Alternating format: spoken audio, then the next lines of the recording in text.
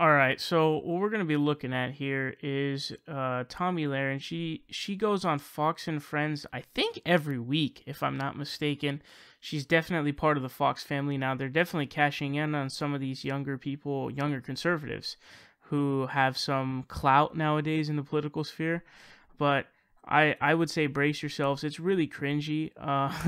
She's going to talk about a few different topics. Now, the first one is going to be Hillary Clinton, and that's actually going to be the main one that I wanted to talk about.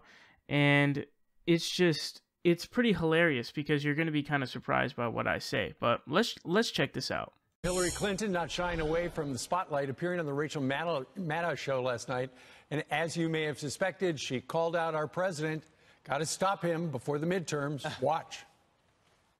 What I'm worried about is that these authoritarian tendencies that we have seen at work in this administration with this president, left unchecked, could very well result in the erosion of our institutions to an extent that we've never imagined possible here. All right, she's back. And so is Tomi Lahren. She's going to weigh in on this, host of Fox Nation. Hey, Tomi, great to see you. Hi, guys. Boy, do I love seeing Hillary Clinton on television. It just makes me feel so much better about the midterms, about 2020. Keep bringing her on. I appreciate it. Tomi, try to be the interpreter here. When Hillary Clinton's talking about Donald Trump's authoritarian tendencies, what's she referring to?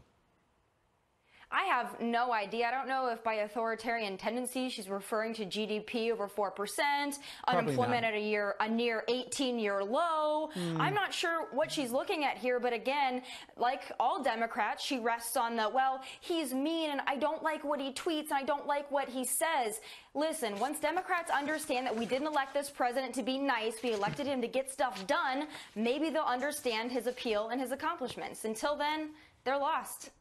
Well, the whole key of appearing on television last night is to do her best to try to get the Republicans out of control of Congress. And here she is talking about how important this big November election is in another soundbite. If we ignore the importance of this midterm election and there is no check and balance, we don't take back one or both of the houses of Congress, then I think you will see even more of the dismantling of our institutions with very dire effects. She's a wonderful speaker, but is her message getting across? Well, they couldn't pick a worse messenger than Hillary Clinton. I don't know why the Democrats can't understand that at this point. But what infuriates me most is when she talks about President Trump dismantling our institutions, this coming from a woman and a party that routinely talks about abolishing ICE, that has no respect for law enforcement, border enforcement, national security, and she has the audacity to say President Trump is dismantling our institutions and traditions. Excuse me, Hillary, what are you watching?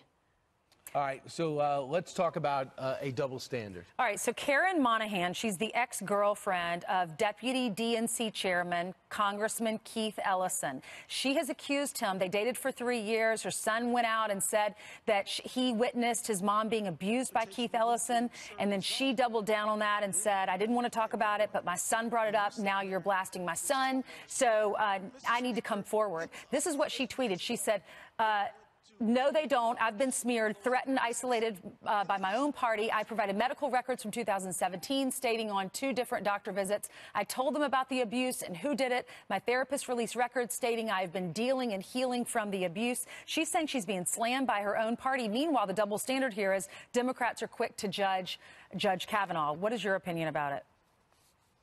Well, the double standard is the only standard of the left, but I have to tell you guys, whether it's Republicans, Democrats, Independents, I don't care. I am so sick and tired of sexual assault and abuse being used as a political football and being politicized. We've come to this point where we're trying to overcorrect with the Me Too movement, and we're taking accusations as truth, as gospel. I think that that's unfair on both sides of the aisle, but we are seeing with the Democrats, they are rushing to disparage and belittle Judge Kavanaugh, meanwhile ignoring so many issues within their own party. Quite frankly, I think the American people are tired of it on both sides of the aisle, but especially the double standard. Yeah, but I think that there's a huge difference between a couple of years ago and 36 years ago, between physical evidence and reports and someone speculating around what time and what year and what summer something happened.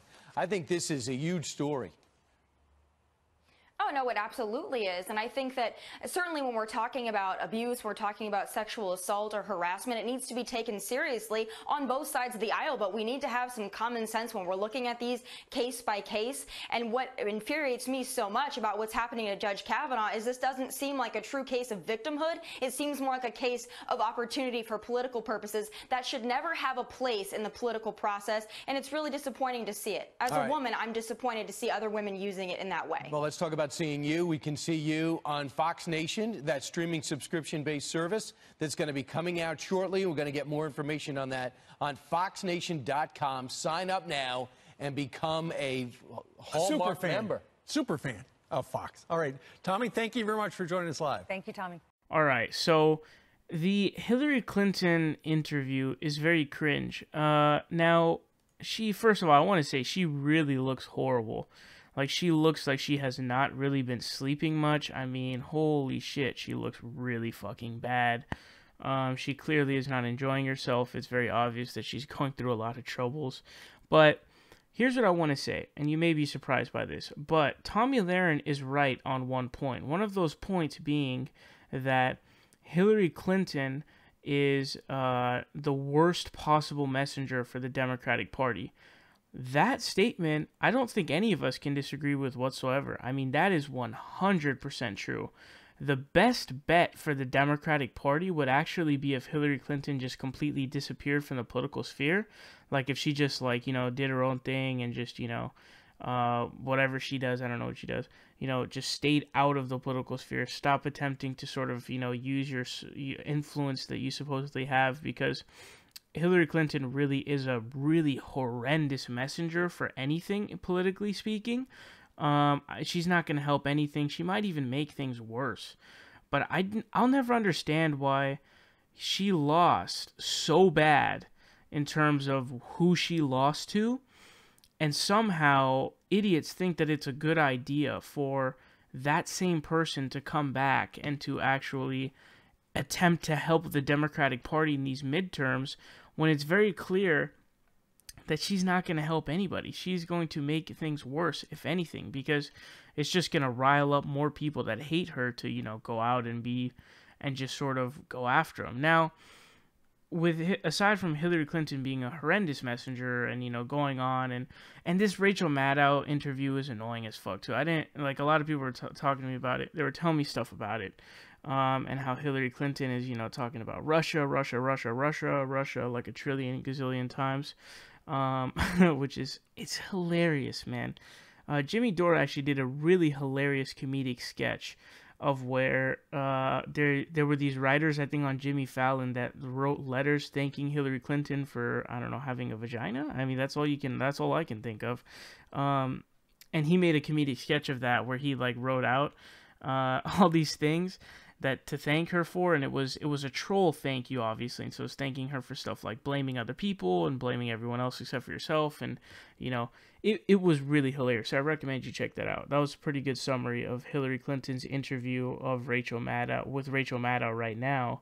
But you know, is Donald Trump going to do institutional damage? Of course he's going to do that. But I don't think that's the best argument against him, because who is that reaching out to? Like, what person is watching that interview and goes, oh man, Trump is going to do institutional long-term damage, I better go out and vote? I don't think that's helping anything. You need to talk about the issues. You need to get people out to vote. And I think that really summarizes how bad her entire political influence is, because it's a really good example of how it's so trash, how it's so bad, because you're not actually getting anyone out to vote. So it's just a ridiculous thing altogether. But I also want to touch on, like, where her delivery, even when she's making a good point, is just a nuisance, man. It's so bad and it's so cringy. Cringe is the best way to put it, absolutely. It's really cringy. Like, her delivery when she made this shitty point about ICE was something that was absolutely hilarious. But when it comes to this sort of whole thing, I don't think that Hillary Clinton is a good messenger, and I definitely don't think that Hillary Clinton is going to help at all. But something I wanted to touch on was the whole Molly Tibbetts thing, where there was I believe she was a college girl who was killed by an undocumented immigrant. And so Tomi Lahren decided to seize on that opportunity to absolutely just go berserk on all undocumented immigrants for some reason, because as if one undocumented immigrant who commits a crime represents all the other undocumented immigrants somehow. I don't know how the fuck that works. That seems to be completely contrary to the whole supposed ideology of conservatism, or in today's Republican Party, which is supposed to be individualism. But she's a disgusting, vile human being who just uses shit like that for her whatever her political purposes.